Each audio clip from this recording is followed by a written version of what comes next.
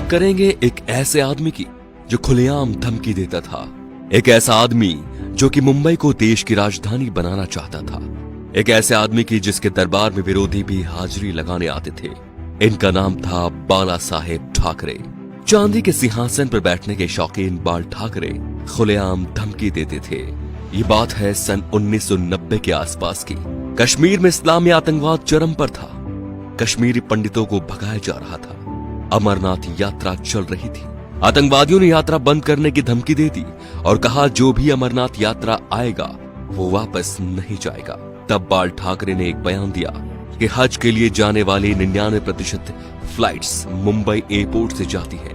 देखते हैं यहां से कोई यात्रा मक्का मदीना कैसी जाती है। अगले दिन ही अमरनाथ यात्रा शुरू हो गई। सन 1992 में बाबरी मस्जिद ढहा दी गई तो बाल ठाकरे आपकी अदालत शो में आए हुए थे।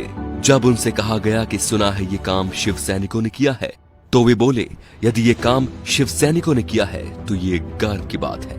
बाल ठाकरे का बचपन का नाम था बाल केशव ठाकरे, जो वक्त के साथ साथ बाला साहेब ठाकरे बन गया।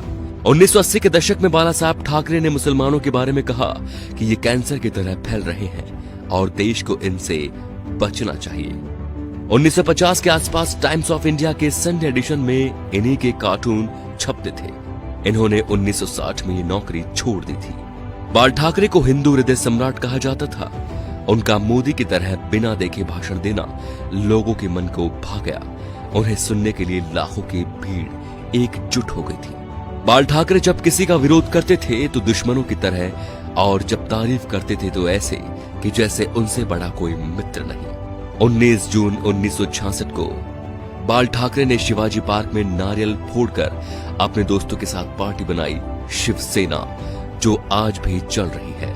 बाल ठाकरे की एक खास बात थी कि वो कभी किसी से मिलने नहीं गए। बड़े बड़े बॉलीवुड एक्टर बियर पीने और उनसे मिलने उनके घर आते थे, जैसे नरेंद्र मोदी, माइकल जैक्सन। बाल ठाकरे के कुछ स्पेशल शौक थे, सिगार, व्हाइट वाइन एक्सेट्रा।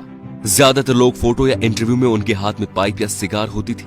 1999 में बाल ठाकरे पर 6 साल तक वोट डालने और चुनाव लड़ने पर बैन लगा था, लेकिन बाल ठाकरे ने अपने जीवन में कभी चुनाव नहीं लड़ा। अपनी मौत से 2 महीने पहले ठाकरे का एक बयान आया कि आर्मी मेरे हवाले कर दो, मैं देश को 1 महीने में ठीक कर दूंगा। 17 नवंबर 1912 बाल ठाकरे का निधन हो गया। इस दिन मुंबई बंद था। अंतिम यात्रा में 5 लाख लोग शामिल हुए। थोड़ी थोड़ी देर बाद एक आवाज उठती है, बाला साहेब। लाखों लोग चिल्लाते रहे, अमर रहे।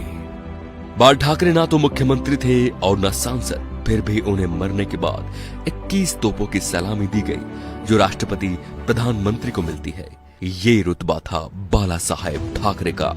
तो दोस्तों, ऐसे शेर दिल हिंदू सम्राट के लिए वीडियो को शेयर जरूर कीजिए और उनकी महानता को फैलाइए, ताकि आज जो शिव सैनिक या हिंदू उनके सिद्धांतों को भूल चुके हैं, उनके हिंदुत्व की रक्षा का संकल्प याद दिलाएं।